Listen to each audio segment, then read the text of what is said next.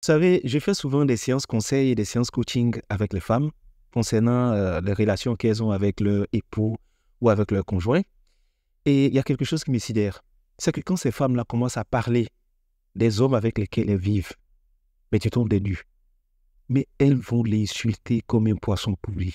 Et il est mauvais, et il est méchant, et il est avare, et il ne fait rien pour moi. Depuis qu'il est avec moi, il m'a créé des problèmes. Je ne sais pas à quoi il me sert. Elle parle jusqu'à... Je suis assis derrière et dit, les hommes souffrent d'elle, hein? Et souvent, je leur pose la question de savoir, mais comment tu fais pour vivre avec un monsieur qui est aussi mauvais? Et donc, tous ces sont jamais coupables de rien du tout. Les femmes, c'est les saintes n'y touchent. C'est toujours elles les victimes. Les hommes sont mauvais. Lui m'a fait ceci. Et quand tu commences à parler avec elle, que tu lui poses certaines questions, tu te rends compte que souvent, c'est elle-même qui martyrise le monsieur dans la maison. Mais comme elle a du mal à reconnaître ses torts, souvent, ça finit mal, ces séances-là, parce que quand tu lui parles, elle ne veut pas reconnaître qu'elle aussi, elle a sa part de responsabilité, ou bien se comporte mal. Elle va te dire, mais oui, il n'est pas attentionné du tout, il n'est pas galant, il n'est pas gentil, il n'est pas romantique. Il dit oui. Mais de toute façon, tu parles de lui là, comment il va être romantique avec toi? Parce que ça, c'est un signe qui ne trompe pas. Quelqu'un avec qui tu vis, quelqu'un avec qui tu as lié ton avenir, quelqu'un qui s'occupe de toi et de tes enfants, quelqu'un qui t'accepte comme tu es, quelqu'un avec qui tu démontres tous tes caprices, c'est de lui que tu parles comme ça, et c'est de cet homme-là que tu attends du romantisme et de la gentillesse. Comment tu veux que quelqu'un qui te traite comme une reine, toi tu le traites comme un torchon et comme un chiffon? Comment tu peux parler de quelqu'un comme ça? Et j'ai remarqué, tu vas parler aux hommes, ils vont te dire, écoute, ma femme, je l'aime beaucoup, ma femme, elle est extraordinaire, elle est ceci, elle est cela, il faut laisser faire les femmes. Mais femme, tu vas lui parler de son homme, mais elle va te le descendre. J'ai dit, mais apprenez à avoir un bon langage concernant les hommes avec qui vous vivez. Tu ne peux pas être aussi méchante verbalement envers un homme et tu espères qu'il puisse s'améliorer.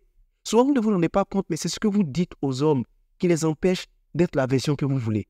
En tout homme se trouve cet homme romantique, cet homme attentionné, cet homme fidèle, cet homme qui vous aime.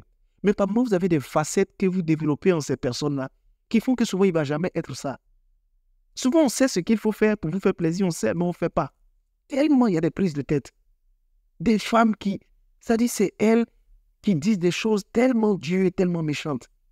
Tu veux qu'ils te mettent sur un piédestal, tu veux qu'ils te traitent de façon spéciale, tu veux qu'ils t'offrent des fleurs, tu veux qu'ils te donnent de l'argent. Mais quand je leur pose des questions qui sont simples, la dernière fois que tu as fait un cadeau, mais juste quand ils ne se rappellent pas. C'est-à-dire, dans elle, son calcul, elle doit toujours profiter. Elle doit toujours prendre. Rarement elle donne. Il n'est pas attentionné. Quelle est l'attention que tu apportes au monsieur? Ou bien pour vous, l'attention, c'est à sens unique. C'est-à-dire, le monsieur, du matin jusqu'au soir, il doit réfléchir à te faire plaisir. Mais tu lui demandes la dernière fois que tu as fait plaisir, c'est quoi? Mais c'est moi, je lui ai offert des enfants. Mais ce n'est pas ses enfants à lui, c'est vos enfants à vous deux. Et c'est vos enfants à vous deux. Et quand je supportais la grossesse, mais quand lui supportait les charges de la grossesse. Par moment, soyez un peu indulgente avec les hommes avec lesquels vous vivez. Il n'y a rien de plus désœuvrant pour un homme et de plus décourageant que d'être en train de faire beaucoup d'efforts qui ne sont jamais reconnus. Ne soyez pas ingrate avec les gens avec lesquels vous vivez. Vous-même, vous savez que vous êtes invivable. Vous-même, pas moi, quand vous essayez, vous demandez est-ce que je ne suis pas folle. Parce que vos comportements, qui va vous supporter? Vous avez quelqu'un qui vous supporte, quelqu'un qui vous accepte et qu'il ne parle pas, là même, il devient votre séquière. Là, vraiment, c'est un cri de cœur que je lance pour les hommes. Apprenez à traiter vos hommes. Vous voulez qu'ils vous traitent comme une reine, traitez-le comme un roi. Souvent même là, ça se trouve dans les gestes, dans la manière de parler, dans des choses qui sont simples, dans des préoccupations qui sont simples. Entre nous, au début, quand la relation a commencé, est-ce que c'est ce même comportement que tu as? Après, c'est facile de dire, oui, au début, tu venais me chercher, tu m'apportais des fleurs, tu faisais ceci. Mais au début aussi, il a tiré passer sa chemise, tu l'habillais, tu nouais ses cravates, tu lui servais la nourriture avec passion, avec envie, tu le regardais manger, tu le faisais parler, tu l'encourageais verbalement. Depuis un certain moment, tu ne fais plus ça. Mais tu n'as pas remarqué ça. C'est la partie où lui ne t'offre pas là, que toi, tu as remarqué. J'ai dit aux femmes, les hommes n'ont pas été créés pour faire votre bonheur sur la terre. Quand on se met en couple avec quelqu'un là, ce n'est pas pour tout recevoir de la personne, c'est aussi pour donner. C'est le rendez-vous de recevoir et de donner. Apprenez à donner aussi. Et arrêtez d'être méchant ou de mal juger la personne. Souvent, ils se retrouvent avec ses amis. Rares sont les femmes qui vont parler en bien de leur homme. C'est comme si qu'elles sont ensemble, il faut forcément qu'elles les descendent. Il faut forcément qu'elles disent des choses méchantes. S'il y a une dedans qui commence à dire des choses qui sont bien, tout le monde groussit. Alors, oh, toi, il faut laisser ça, toi, tu vois, c'est toi, tu le connais. Vraiment, c'est pas facile. Hein? Et je fais souvent des séances avec les femmes je cause avec elles.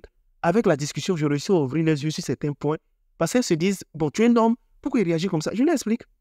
Il réagit comme ça, voici. Et puis, c'est là, ça s'est dit, mais je comprends. Et elles se rendent compte qu'en fait, il a raison dedans. Parce que quand elle s'est mélangée dans leur tête là, ah non, elle veut tout, elle veut se venger, elle veut faire du mal, elle veut rendre le coup. Et c'est des réactions qui sont tellement émotionnelles qu'elles ont besoin juste qu'on réussisse à les ramener à la raison. Et puis après, se rendre compte que dans le fond, souvent, elles n'ont pas raison.